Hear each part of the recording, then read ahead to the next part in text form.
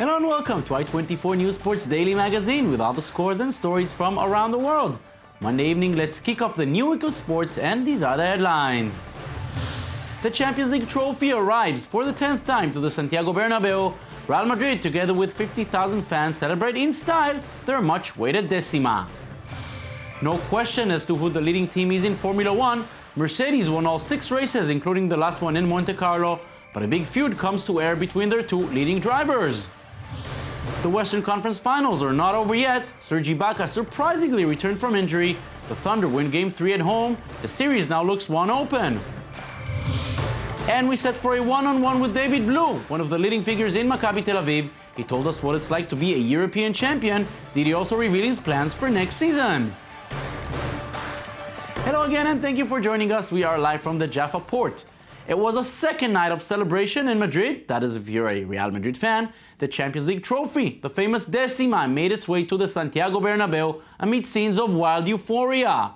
Almost 50,000 fans turned up to the home stadium, where the captain, goalkeeper Iker Casillas, received a hero's welcome. He returned the favor by signaling the number 10 with his hands, a sign of the 10th European title for the most successful club in European football.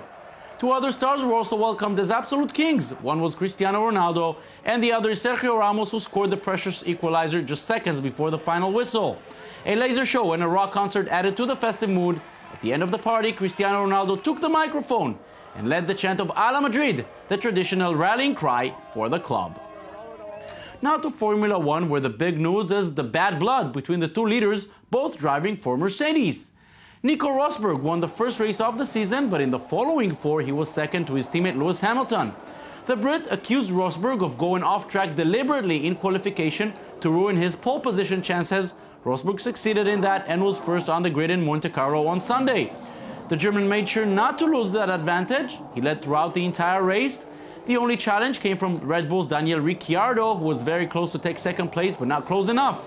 Hamilton hangs on, but Rosberg came in first and now leads the overall standing by 4 points over his teammate, and we will surely hear more about this feud between the 2 Mercedes drivers.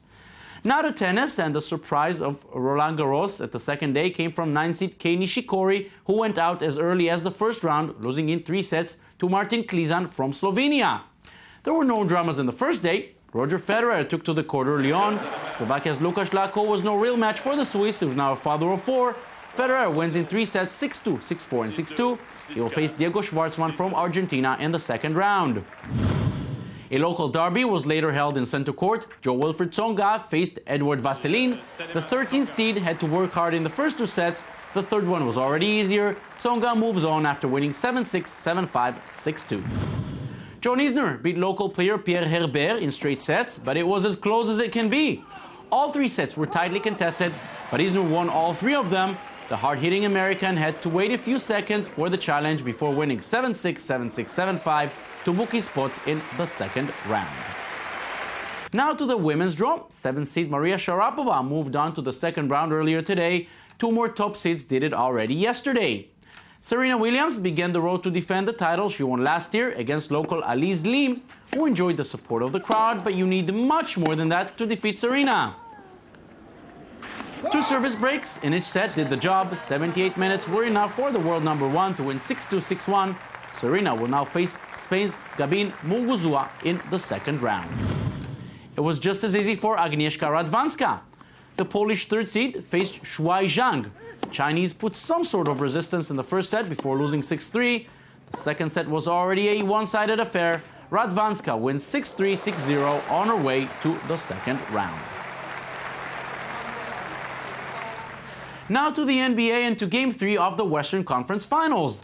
This was a must-win game for the Thunder after losing the first 2 in San Antonio. The big difference this time, Serge Ibaka was back. The team said earlier he will be out for the season, but he took to the court in Oklahoma City. Ibaka scored 15, but even more important were his 4 blocks, which gave the Spurs the feeling that finally there's a big man on the other side.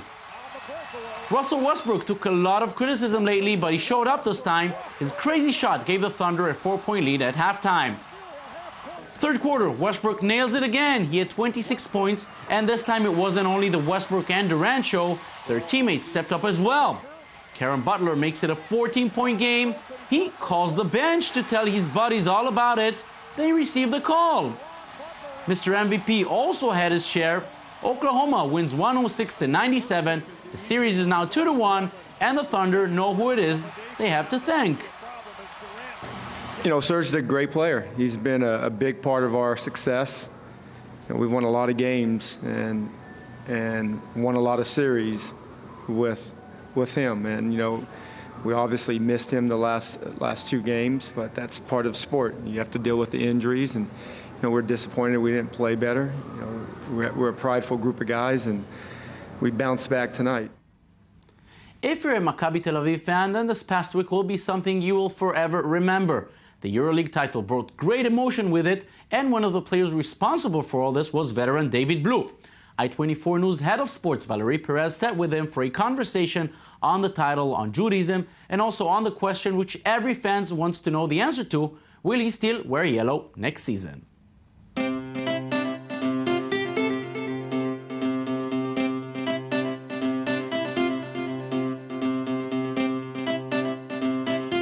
Welcome on Jaffa Port, and I have the pleasure to receive today David Blu. David Blu, welcome. Thank you. It's great to be here. I'm very happy to have you here on I-24 News. Thanks, for coming and visit us, in that channel, that new channel. And I'm very happy that you choose us to come and to talk about this beautiful game that we live all together, that the whole world live together. What do you feel by bringing that cup here in Tel Aviv? Well, first of all, thank you for having me on such an international news outlet. It's always a pleasure to be able to touch many parts of the world. You know, regarding my situation and basketball in general, I love the game. I think you said it best, that it's a opportunity for communities to come together, and it's really become a world game. Yeah, actually you come from America. I know you live here in Israel with your wife and children. What is the life for you here in Israel? Well, this year my wife and kids stayed in Los Angeles. So for me, I was on a solo journey, pretty much for self-discovery. A lot of it had to do with my need to figure out what I wanted to do after basketball, as well as having a good job after not working last year. Are you telling me that you're not going to stay in basketball next year? You know, Valerie, basketball will always be in my life, and I'll always be a part of it. Whether I'm a player in the game, I have yet to determine. I'll have to make that decision when I go home and be with my family and see what opportunities I have in Los Angeles. So you're the most experienced player here in Tel Aviv. So how was this experience of the Final Four? For me, it was amazing. It reminded me of what it was like in 2011 in Barcelona, in 2008 in Madrid, and certainly 2004 in Tel Aviv. With my experience, I believe I was able to help some of the younger guys this was their first Final Four, and just understand the magnitude of the games, the scope of the scenery, and sort of the excitement and how to enjoy it and not put too much pressure on yourself. Yeah, okay, but everybody, we were so happy, the whole world was so happy. Did you know that when you came back here in Israel, you had such a celebration going to Shimon Peres and, seeing the Prime Minister? It was like, crazy, It was amazing. And in 2004, when we won the Final Four of Euroleague, it was in Tel Aviv. So the celebration was a bit different. It was immediately following the game. This year, because of social media, because of the year 2014 that we're in, information spread so quickly, and people are able to get access to the games, to the highlights, to the celebrations, to everything. And I think that the excitement of the win for us, Maccabi Tel Aviv, spread so quickly. I expected to be greeted at the airport and have a lot of fans, but not to the extent that it has been. It's really been amazing, very special, and I'm so thankful. Do you realize what happened? Because, sometimes when you leave a situation, you don't realize it as much that the one, that you're just around it. I think for us, it was a game. It was a game that we approached with a professional attitude. It was the same basketball game that we all play around the world. I think the win meant so much to the country of Israel, and that is something that I don't think myself or any of my teammates were ready for, and it's been so special, and we're so thankful and happy for the country of Israel. Because, for example, for the final of the Champions League in football, it was David against Goliath, Atletico against Real. Finally, it's the Real Madrid who won. And here it was a completely different scenario, You won, and no one bet on you. No one bet on us. And all year we were the underdog. We've had a lot of ups and downs throughout the season.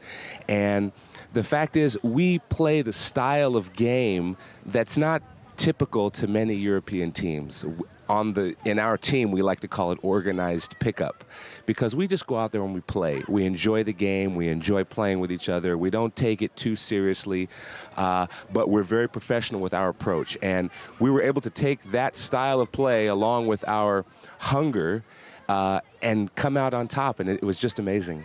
Well, you used to play in Le Mans too in France, so how was your experience in France? Did you like it? I really enjoyed my time in France. I really enjoy the league. The French basketball league is very up and down, a lot of excitement, a lot of alley-oops, very fast-paced. The life in France was much different than the life in Le Mans was much different than the life in Tel Aviv. Of course, especially the weather. Especially the weather, especially the pace of how everything goes along. But I had a wonderful time there. I got a lot of chances to travel to Paris and to spend days and nights in Paris, and I really enjoyed my time in France. Could you practice your Judaism in France as well as you do it here?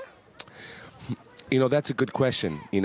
Certainly the politics and the socio-economic situation in France with the people towards Jewish people is a bit different than here, of course. It wasn't as comfortable for me being Jewish in France as it is being Jewish in Israel, as you can probably imagine. Yes, I can imagine that. So tell me, a citizen, American citizen living here, in Israel, how is it when you are in the street? People recognize you? Tell me. It's amazing. First of all of my friends who have played basketball here who are Americans love living here. And the ones who leave to go to different countries, they all want to come back.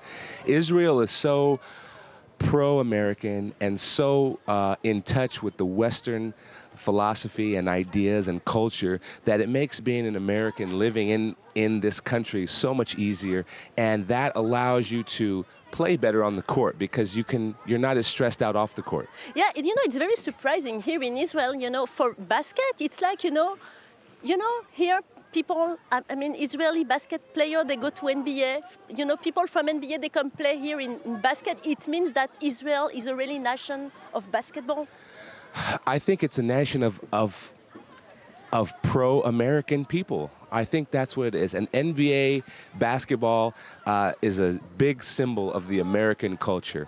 And the fact is, the athletes choose to come here, even for less money, because of the life that they get to live here and the comforts of home that they have and just the whole attitude towards Americans that the people have here. Yeah. And what about in the team? How is it going? With this coach that you have, David Blu, no one believed in that team and he believes in you. What did he say to you for you to go until the end and make it? Well, I think a big aspect of David and a microcosm of his coaching philosophy is understanding his players. When we were down at the end of the third quarter by 15 points, David brought us in the huddle and was smiling, and he said, this is right where we want to be. We're going to win this game. And he gave us players the confidence that we could come back and win the game, and we did. And that's the type of team we have. We're very close-knit. All of the players are like brothers. We all love each other. We all love the coaching staff and the training staff.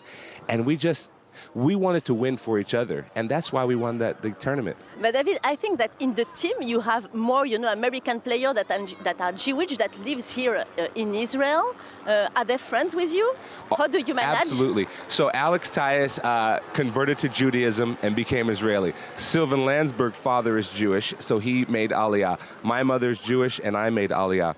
And then, of course, we have Sofo, who's Greek, Zizic, who is Croatian, and Joe, who's Australian. And then we have our American guys and our Israeli guys.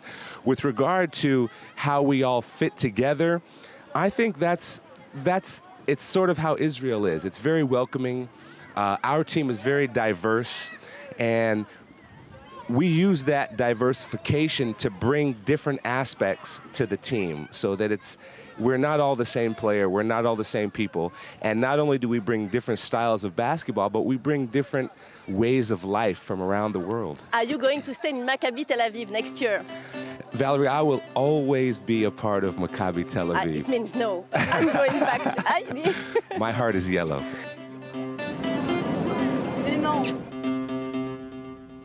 So will it stay, will it leave? As far as we know now, your guess is just as good as mine. That's it for us today. Thank you for joining us. Don't forget you can watch us anytime on our website at i24 News.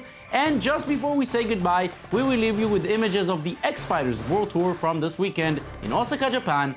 Thank you very much.